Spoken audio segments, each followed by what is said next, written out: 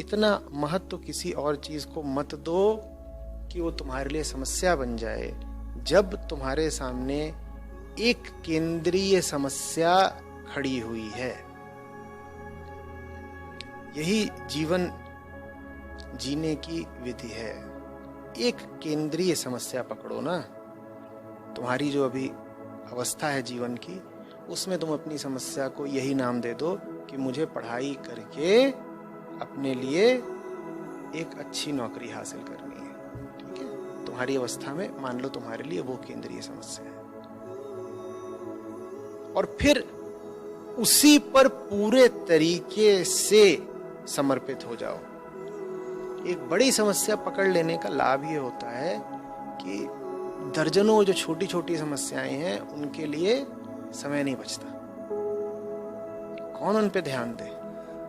तुम्हारे सामने शेर खड़ा हो, गुजर रहे हो जंगल से, तुम्हारे सामने शेर खड़ा हो गया है, तुमको ध्यान आएगा कि बैठा हुआ है, हाथ पे एक मच्छर काट रहा है? नहीं आता ना। फिर केंद्रीय समस्या, उस पर ध्यान दो। गए हो डॉक्टर के पास, सरदर्द होता है, डॉक्टर ने कहा अरे सरदर्द होता है,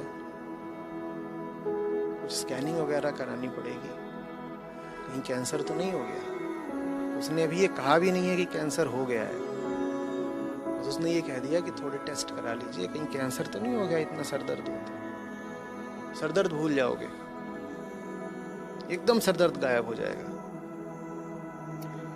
जो चीज महत्वपूर्ण होने जितनी हैसियत नहीं रखती और तुमने उसको महत्वपूर्ण बना लिया, वो तुम्हारी जिंदगी की आफत बनेगी, सर पे चढ़ के बैठेगी, तुम्हें परेशान कर देगी, और इस चक्कर में तुम उस चीज को भुला बैठोगे जो महत्वपूर्ण होने की हैसियत रखती है। बात समझ में आ रही है? जो चीज वाकई महत्वपूर्ण है उसमें जोर लगाओ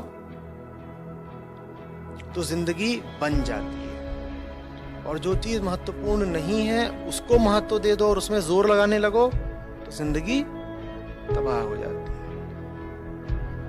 वो 1 2 3 4 5 6 वाला उदाहरण याद है?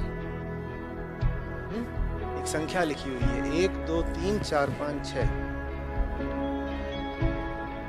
1,23,456 ये संख्या है। 1 2 3 4 5 6, 1,23,456। अब अगर तुम जरा होशियार नहीं हो, पारखी नहीं हो, तो इसमें तुम्हें सबसे बड़ा आंकड़ा कौन सा दिखाई दे रहा है? 6। तुम कहोगे मैं इसी पे मेहनत करता हूँ, इसको आगे बढ़ाता हूँ, सबसे महत्वपूर्ण तो यही है, ये 6 है, ये सबसे बड़ी हैसियत का है, मैं इसी को आगे बढ़ाता हूँ। और तुमने बहुत जान लगाई है, तुमने 6 को बढ़ा के 9 कर दिया। क्या तरक्की करी है तुमने? 6 को बढ़ा के 9 कर दिया, 6 7 8 9 पहुंचा दिया। और एक दूसरा आदमी है जिसने 1 को बढ़ा के 2 कर दिया। में से ज्यादातर लोगों को पता ही नहीं होता कि हम किस जगह पे मेहनत कर रहे हैं, जिस चीज में अपनी ऊर्जा लगा रहे हो उसकी कुछ हैसियत भी है, कुछ प्लेस वैल्यू है उसकी। विवेकहीन श्रम किस काम का है? और दूसरी ओर वो है जिसने पहचाना ये जो 1 है ना, ये 1 2 3 4 5 6 में सबसे छोटा आंकड़ा है, लेकिन हैसियत इसी की सबसे ज्यादा है। ये दिख रहा है छोटा ऊपर ऊपर से, इसी की हैसियत है, काम इसी पे करना है। देखो, एक चीज को केंद्रीयता देनी पड़ती है। केंद्रीयता माने सबसे प्राथमिक जगह, सबसे ऊंचा महत्व।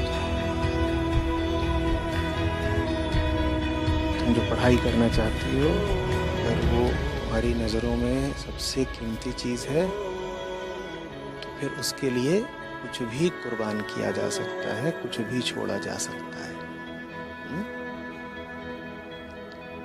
अपने आप को साफ बता दो कि तुम्हारी कोई जिम्मेदारी नहीं है ऐसे मौकों पर, ऐसे समयों पर मौजूद रहने की जहां तुम्हारे मन को मलिन किया जा रहा हो, मन में नाहक हलचल और विक्षेप पैदा किए जा रहे हो। कोई तुम्हारा कर्तव्य नहीं है कि तुम्हें वहां मौजूद रहना ही रहना है। दूसरा सूत्र ये है कि जितना ज्यादा बाहर शोरगुल बढ़े उतना ज्यादा तुम अपने भीतर याद करने लग जाओ कि तुम्हें क्या करना है। बढ़ता हुआ शोरगुल तुम्हारा सहायक बन जाए, वो तुम्हें और ज्यादा याद दिला दे जाए कि बाहर जो चल रहा है तुम्हें उस तरह के माहौल में आगे भी नहीं रहे आना है। और अगर तुम्हें उस तरह के माहौल में आगे भी नहीं रहे आना है तो फिलहाल तुम उस शोरगुल में प्रतिभागी बिल्कुल नहीं हो सकते।